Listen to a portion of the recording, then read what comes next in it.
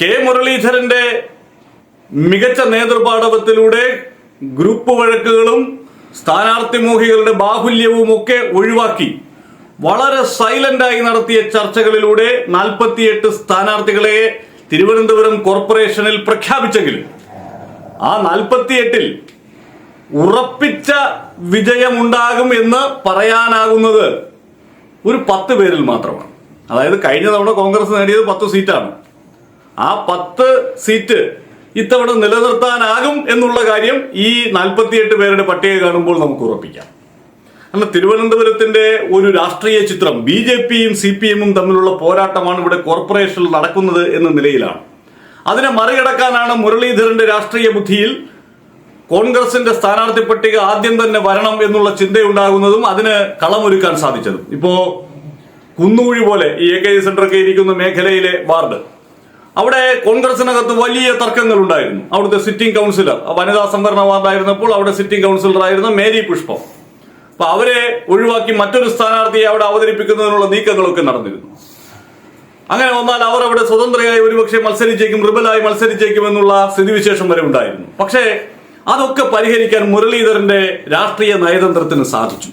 Mary പുഷ്പം ആ കുന്നുകുഴി വാർഡിൽ നിന്നാൽ അവർക്ക് അവിടെ ഏതാണ്ട് വിജയം ഉറപ്പാണ്.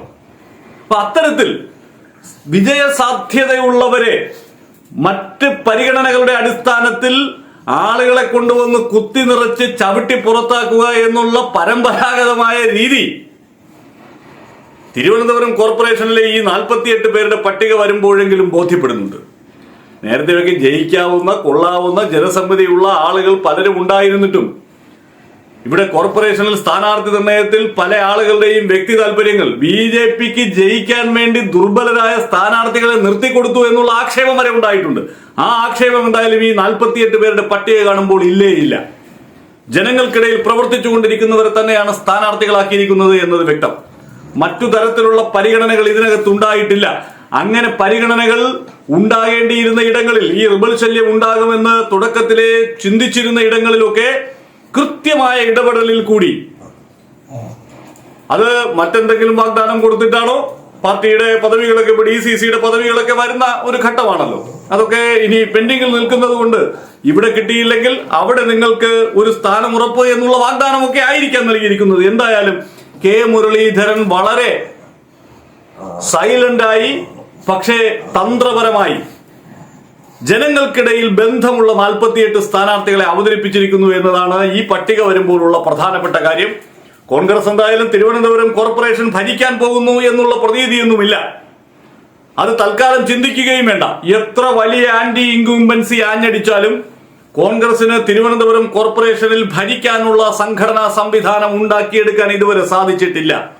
ഇനിയിപ്പോ ഈ ചുരുങ്ങിയ സമയം കൊണ്ട് ഇതെല്ലാം കൂടി എടുത്ത് മറിക്കാനും സാധിക്കില്ല. ഞാനത് നേരത്തെ പല ഘട്ടങ്ങളിൽ ഉദാഹരണ സഹിതം വ്യക്തമാക്കിയിട്ടുള്ളതാണ്. കോൺഗ്രസിന്റെ പ്രാദേശിക തലത്തിലുള്ള പ്രവർത്തനം പലയിടങ്ങളിലും എങ്ങനെയാണ് എന്നുള്ളത്.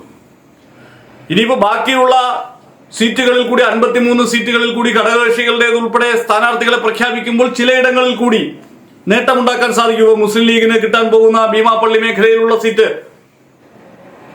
കേരള കോൺഗ്രസിന് കൊടുക്കാൻ പോകുന്ന ആ മേഖലയിലുള്ള സീറ്റ്, നമ്മുടെ തുറമുഖ മേഖലയിലുള്ള സീറ്റ്, അപ്പൊ അത്തരം ഇടങ്ങളിൽ ഒരു ക്ലീൻ സ്വീപ്പ് സാധ്യമാകുന്നു. CPMനെ സമ്മർദ്ദത്തിലാക്കിക്കൊണ്ടുള്ള ഒരു വിജയം അവിടെ നേടുന്നു. നഗരമേഖലയിൽ BJP കഴിഞ്ഞ തവണ കോൺഗ്രസിന്റെ പിടിപ്പുകേട് കൊണ്ട് പിടിച്ചെടുത്ത സീറ്റുകൾ അങ്ങനെയാണല്ലോ. കോൺഗ്രസിന് ഇപ്പൊ 1000 വോട്ടുണ്ടായിരുന്നിടത്ത് 200 വോട്ടിലേക്ക് താഴ്ന്നു പലയിടങ്ങളിലും. കോൺഗ്രസിന് 800 വോട്ട് കിട്ടിയ സ്ഥലത്ത് 300 വോട്ടായി കുറഞ്ഞാൽ ആ 500 വോട്ട് നേരെ ഷിഫ്റ്റ് ചെയ്തിരിക്കുന്നത് BJPയിലേക്കാണ്. അത് നമ്മൾ കഴിഞ്ഞ കോർപ്പറേഷൻ തെരഞ്ഞെടുപ്പിൽ ഉണ്ടായ വോട്ട് വ്യതിയാനത്തിന്റെ കണക്കുകൾ വെച്ച് വളരെ കൃത്യമായി തന്നെ പറഞ്ഞിരുന്നതാണ്. അവിടെ നിന്ന് കോൺഗ്രസിന് 10 എന്നുള്ളത് UDF സംവിധാനത്തിനാകെ 20-25 കൊണ്ടുവരാൻ സാധിച്ചാൽ BJPയുടേത് ഏതാണ്ട് അതേ നിലയിലേക്ക് വരും. അവർക്ക് ഉറപ്പായും 10 സീറ്റുകൾ കുറയും. അപ്പൊ പിന്നെ സ്വാഭാവികമായും മറുവശത്തും അത് തന്നെ സംഭവിക്കും. ഇടതുപക്ഷത്തിനും കഴിഞ്ഞ തവണ നേടിയ ഒരു മേൽക്കോയ്മ നിലനിർത്താൻ സാധിക്കാത്ത സ്ഥിതിവിശേഷം ഉണ്ടാകും. ഇപ്പോൾ ഈ ഡീലിമിറ്റേഷൻ വന്ന് വാർഡുകൾ പുനർനിർണയിച്ചതിലുള്ള ഒരു ആനുകൂല്യം CPMനെ സംബന്ധിച്ചിടത്തോളം ഉണ്ട് തിരുവനന്തപുരത്ത്. ആ ആനുകൂല്യം പക്ഷേ മറ്റു പല ഘടകങ്ങളെയും മറികടക്കുന്ന വിധത്തിൽ ഉണ്ടായാലേ മതിയാകൂ CPMന് സുരക്ഷിതമായി മുന്നോട്ട് പോകാൻ. കാരണം ഒരു ആന്റി ഇൻകുംബൻസി ഫാക്ടർ, അത് കോർപ്പറേഷനെ സംബന്ധിച്ചുകൊണ്ട് മേയർക്കെതിരായിട്ടുള്ള ഒരു പൊതുവികാരം നിലനിൽക്കുന്നുണ്ട്. അതൊന്നും നിഷേധിക്കാൻ കഴിയുന്ന യാഥാർത്ഥ്യങ്ങളല്ല. പക്ഷേ അതിനെയൊക്കെ അതിജീവിക്കുന്ന സംഘടനാ സംവിധാനം CPM-ന് ഉണ്ട് എന്നുള്ളതാണ് ഏറ്റവും പ്രധാനപ്പെട്ട കാര്യം. അതിന്റെ കൂട്ടത്തിൽ ഈ കെ മുരളീധരന്റെ അതിശക്തമായ നേതൃപാടവത്തിലൂടെ കോർപ്പറേഷനിൽ കോൺഗ്രസ് ഇപ്പോൾ നടത്താൻ പോകുന്ന യുദ്ധം കൂടിയാകുമ്പോൾ BJP-യുടെ കാര്യം കട്ടപ്പുകയാകും എന്ന കാര്യത്തിൽ ഒരു സംശയവും വേണ്ട. തിരുവനന്തപുരം കോർപ്പറേഷനിൽ ഉള്ള ചുവരുകളിലൊക്കെ മാറാത്തത് ഇനി മാറും എന്ന് പറഞ്ഞ് രാജീവ് ചന്ദ്രശേഖരൻ്റെ പടമൊക്കെ വെച്ച ഒരു പോസ്റ്ററുണ്ട്. തദ്ദേശ തെരഞ്ഞെടുപ്പുമായി ബന്ധപ്പെട്ട് അടിച്ചിറക്കിയിരിക്കുന്നതാണ്. നേരത്തെ ലോക്സഭാ തെരഞ്ഞെടുപ്പ് നടന്നപ്പോഴും ഇതേ മുഖം വെച്ച് തന്നെ മാറാത്തത് ഇനി മാറും, ഇവിടെ പലതും സംഭവിക്കും എന്നൊക്കെ പറഞ്ഞ് പോസ്റ്റർ ഉണ്ടായിരുന്നു. പക്ഷേ ജനങ്ങൾ ഞങ്ങൾക്ക് അത്ര ഭയങ്കര മാറ്റമൊന്നും വേണ്ട എന്നുള്ള തീരുമാനമെടുത്തു. തദ്ദേശ തെരഞ്ഞെടുപ്പിൽ തിരുവനന്തപുരം BJP പിടിക്കാൻ പോകുന്നു എന്നുള്ള പ്രതീതി BJP-ക്കാരെങ്കിലും സൃഷ്ടിച്ചുകൊണ്ടിരിക്കുന്നുണ്ട്. പുറത്തൊക്കെ ആളുകളുമായി സംസാരിക്കുമ്പോൾ, ഇപ്പോൾ ഈ തിരുവനന്തപുരം ജില്ലയ്ക്ക് പുറത്തുള്ള ആളുകളുമായൊക്കെ സംസാരിക്കുമ്പോൾ അവരോ ഇത്തവണ കോർപ്പറേഷൻ BJP പിടിക്കുമല്ലേ എന്നുള്ള നിലയിൽ സംസാരിക്കുന്നുമുണ്ട്. പക്ഷേ ഗ്രൗണ്ടിൽ BJP തിരുവനന്തപുരം കോർപ്പറേഷൻ പിടിക്കാൻ സജ്ജമായിട്ടില്ല എന്നത് 100% ഉറപ്പ്.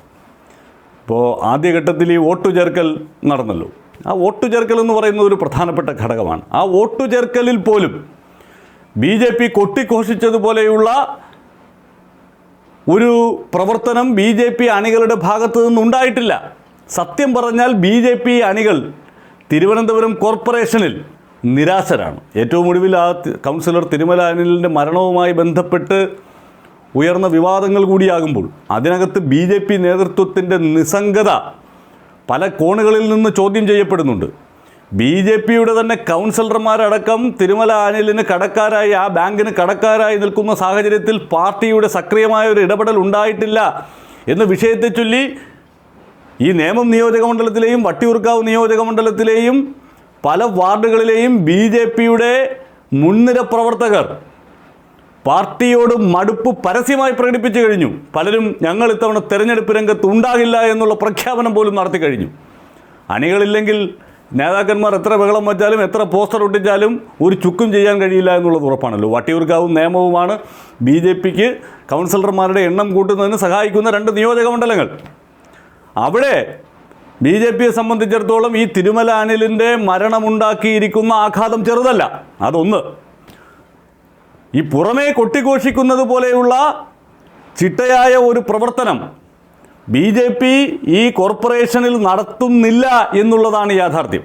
ബഹളമൊക്കെ ഉണ്ട്, അക്കാര്യത്തിൽ ഒരു സംശയമില്ല. യോഗമൊക്കെ അവിടെ ഇവിടെയൊക്കെ കൂടുന്നുണ്ട്. പക്ഷേ ആൾക്കാരിലേക്ക് കൃത്യമായി അങ്ങനെ എത്തിച്ചേരാൻ സാധിക്കുന്നില്ല.